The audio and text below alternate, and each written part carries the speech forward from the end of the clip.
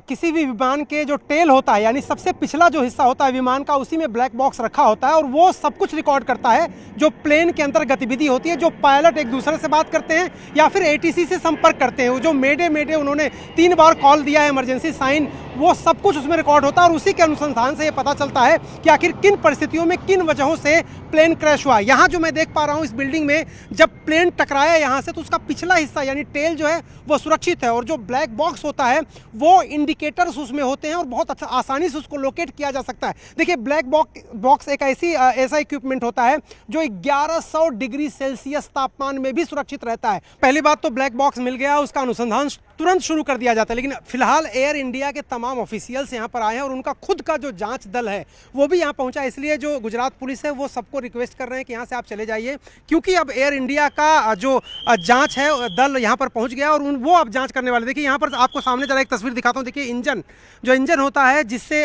Thrust होता है और जिससे पूरी ताकत मिलती है प्लेन को, वो पूरा इंजन आपको दिखाई दे रहा है। यहाँ पर पूरी तरह से जल के खाक हो गया है।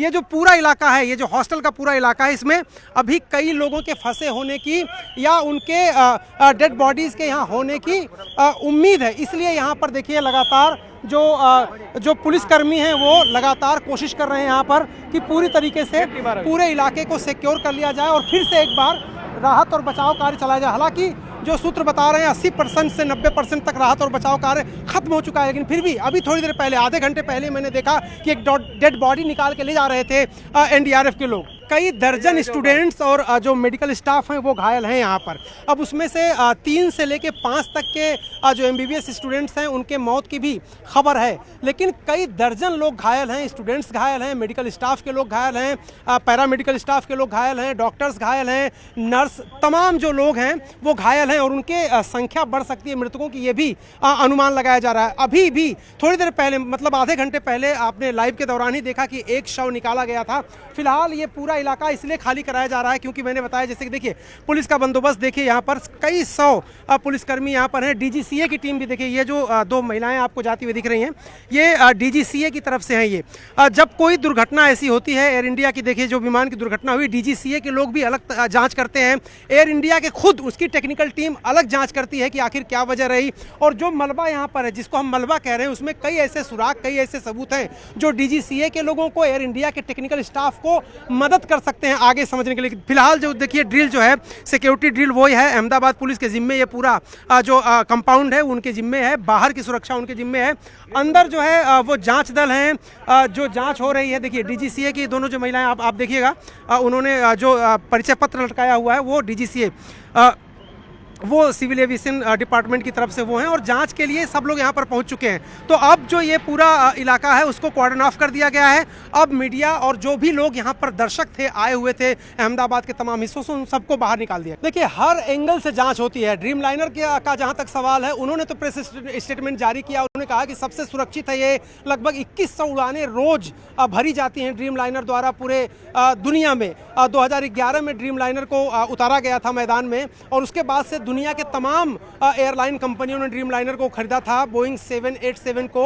और उसके अलावा अब जरा यहाँ की तस्वीरें मैं दिखा रहा हूँ, देखिए ये जो फायर ब्रिगेड की गाड़ियाँ हैं यहाँ रेस्क्यू साइट से उसको अब बाहर निकाला जा रहा है। जैसा कि मैं आपको कह रहा था कि director general of civil aviation, उनकी टेक्निकल जांच टीम आई है, एयर इंडिया की जांच टीम आई है, जो जांच हो रही है, कई एंगल से जांच हो रही है और बहुत सारे लोग यहाँ पर पहुंचे। देखिए एयर इंडिया के लोग भी यहाँ पर पहुंचे हुए हैं और तमाम लोग यहाँ पर जांच दल का हिस्सा हैं। तो अब इस पूरे इलाके को खाली करा करके अंदर उनको जांच करने दिया जाए। बहुत सारे लोग अहमदाबाद के तमाम हिस्सों से आ गए थे, उनको भी बाहर निकाला जा रहा है। पुलिसकर्मी बहुत भारी संख्या में आ गए। हर्ष सांघवी, अभी मंत्री जो हैं गुजरात सरकार में, वो भी आए थे कुछ देर पहले, गृह मंत्री अमित शाह यहाँ पर पहुंचे थे। तो ड्रीम लाइनर का जहाँ तक सवाल है, बेहद सुरक्षित माना जाता है, लेकिन शायद आज का दिन जो है वो ड्रीम लाइनर की इस उड़ान के लिए ठीक नहीं था और भाग्य ने उसका साथ नहीं दिया। शुरुआती जानकारी है, जो एयरपोर्ट में एक चश्मदीद थे, उनका ये कहना है कि जो थ्रस्ट मिलता है जब विमान रनवे पे दौड़ता है और एक नियत स्पीड उसको मिल जाती है, जब ऊपर का नोज ऊपर की तरफ जाते हैं, वो थ्रस्ट मिलता है और विमान जो है ज़मीन छोड़ देता है। उसके बाद थोड़ी दूर जाने के बाद फिर क्लाइंबिंग शुरू होती है। थ्रस्ट ही ठीक से नहीं मिला, विमान डवाडोल था और थोड़ी ऊंचाई के बाद फिर नीचे की तरफ आ गया। और ये जो बिल्डिंग है जो देख रहे थे, जो हॉस्टल के पहले की बिल्डिंग है, टेल उसकी अब भी वहीं पर पड़ी हुई, जिसमें ब्लैक बॉक्स था, जो मिल गया है, जिसका अनुसंधान जारी है। लेकिन उसके बाद ये जो हॉस्टल था, 3-4 बिल्डिंग जो है यहाँ तक देखिए लगभग 150 मीटर तक जो फ्यूल है लगभग 1.25 लाख लीटर जिसकी बात अमित शाह ने कही है, वो पूरा छिटक गया और मलबा जो है बीचला हिस्सा और आगे का हिस्सा, ये पूरे चारों पांचों जो बिल्डिंग्स हैं इनके ऊपर बिखर गया। आग लगी, जो जेट फ्यूल होता है वो चारों तरफ बिखरा, आग लगी और लोगों को 5वीं 6वीं मंजिल से नीचे उतरने में बहुत मुश्किलों का सामना करना पड़ा। कई लोग, कहा यह जा रहा है कि जो 241 लोगों की जान गई है प्लेन क्रैश में वो तो गई है, साथ ही साथ हॉस्टल में भी अभी हालांकि जो मौत हुई है उसका आधिकारिक आंकड़ा 5 के आसपास ही है।